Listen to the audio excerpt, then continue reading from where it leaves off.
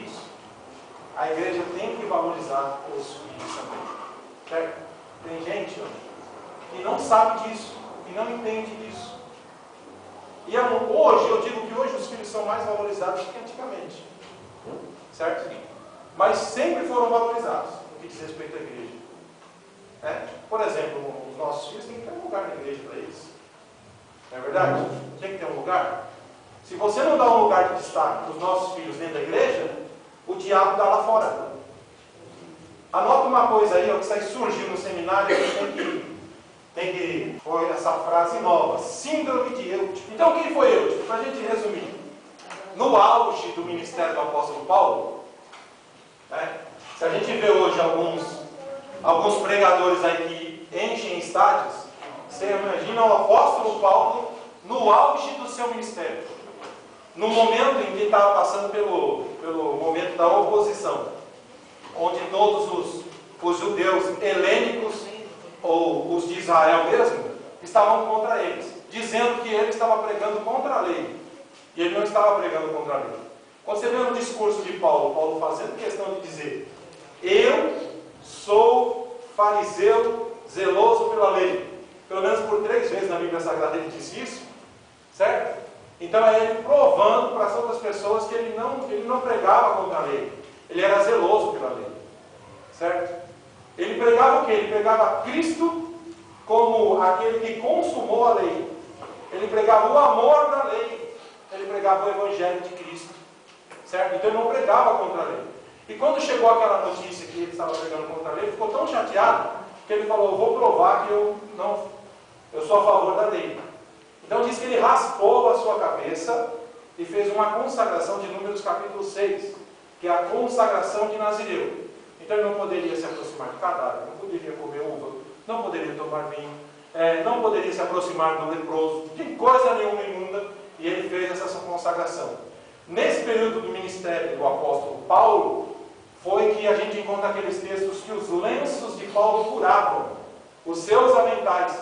Por quê? Era um leproso, era uma doença que ele não podia se aproximar, então vai lá que o lenço, leva o lenço que o poder de Deus vai acontecer. Então o ministério de Paulo estava no auge mesmo. Quando Paulo chegou em Troade para pregar, a igreja lotou, antes dele chegar. E diz a Bíblia Sagrada, que aquela igreja lá, aquele templo, ele tinha 3 galerias, 3 andares. E chegou o Eutico, um filho, um rapaz lá. Ele chegou e foi na parte inferior da igreja, não tinha lugar para ele lá. Não achou lugar para ele. Foi na primeira galeria, não tinha lugar para ele. Foi na segunda galeria, não tinha lugar para ele. Foi na terceira galeria, não tinha lugar para ele. Aí ele olhou e achou um lugarzinho lá na janela. A síndrome de Eutico mostra o perigo de estar na janela. Porque na janela você tem uma visão interna e uma visão externa. Se o seu filho ele não encontra lugar para ele dentro da igreja, se a igreja não valoriza ele dentro da igreja, na minha época tinha o lugarzinho das crianças ali, tudo juntinho, a irmã Salvina cuidando, que era a minha professora, irmã Salvina, não esqueço dela nunca, dos hinos que ela inventava na hora para mim conversar na igreja. E ela dizia: aqui é a casa de Deus, aqui eu não posso conversar, aqui é a casa de Deus, aqui eu não posso brincar. Irmã Salvina ali, cuidando das crianças. Quando eu chegava com a minha mãe, eu já corria lá para ficar perto da irmã Salvina, porque tinha um lugar. O seu filho tem que ser valorizado dentro da igreja, porque senão lá fora vem uma falsa valorização. Aí o diabo vai mostrando para ele que aqui não é o lugar dele, o lugar dele é do lado de fora, é o perigo da janela. E você sabia que tem pais que deixam os seus filhos na janela morrendo e não se lembram que a igreja tem que valorizar os seus filhos também? E não pede socorro, não pede ajuda, conversa com o pastor: pastor, meu filho está na janela. O que é isso? Está começando a olhar para o mundo aqui dentro da igreja. Aqui dentro da igreja ele não se sente bem, ele não acha espaço para ele. Ele não acha espaço para ele, não está se sentindo bem. Pastor, ajuda, o problema não é da igreja. O problema é que ele está na janela. E o inimigo já começa a mostrar para ele que lá ele vai ser mais valorizado do que aqui. É a hora. conversa com o pastor. Com certeza o pastor vai chamar a liderança, vai conversar com a liderança. O seu filho vai ter uma atenção especial, porque ele vai ser valorizado, ele é valorizado na igreja. Note esse texto bíblico, depois vocês vão ver. Ele não achou lugar em nenhum lugar, ficou numa janela, no terceiro andar.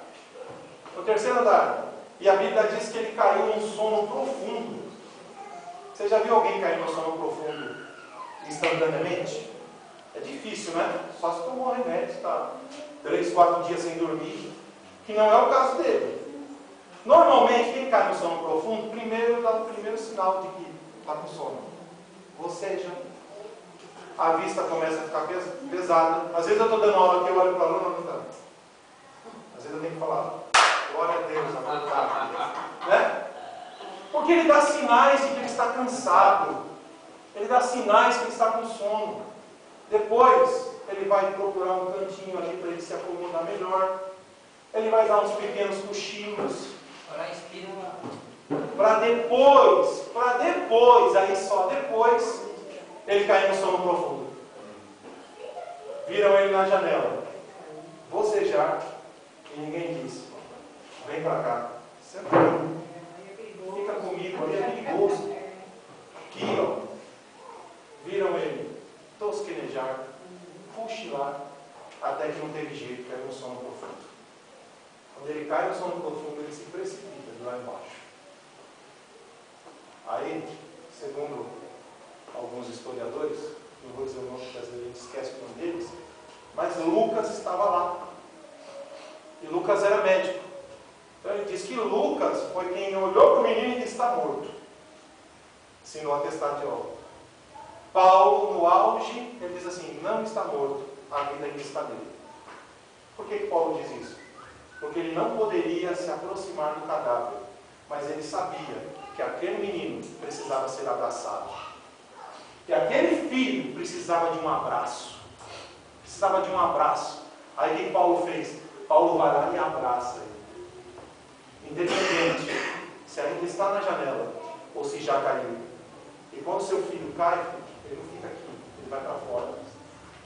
O inimigo abraça, independente disso. A igreja valoriza o seu filho. Você não vai chorar sozinha, não. A igreja vai chorar com você.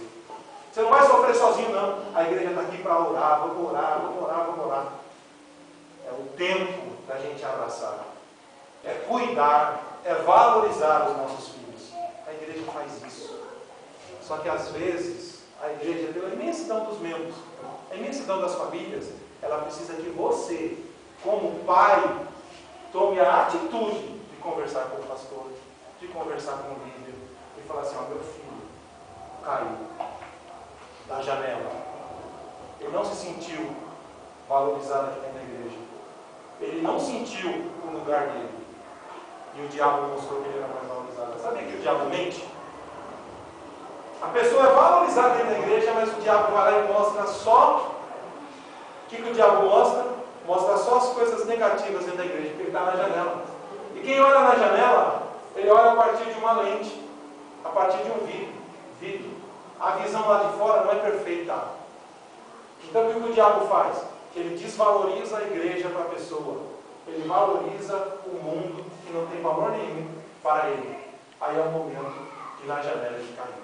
Mas mesmo caído, a igreja ainda valoriza o seu filho. E ela faz como o apóstolo Paulo, abraça.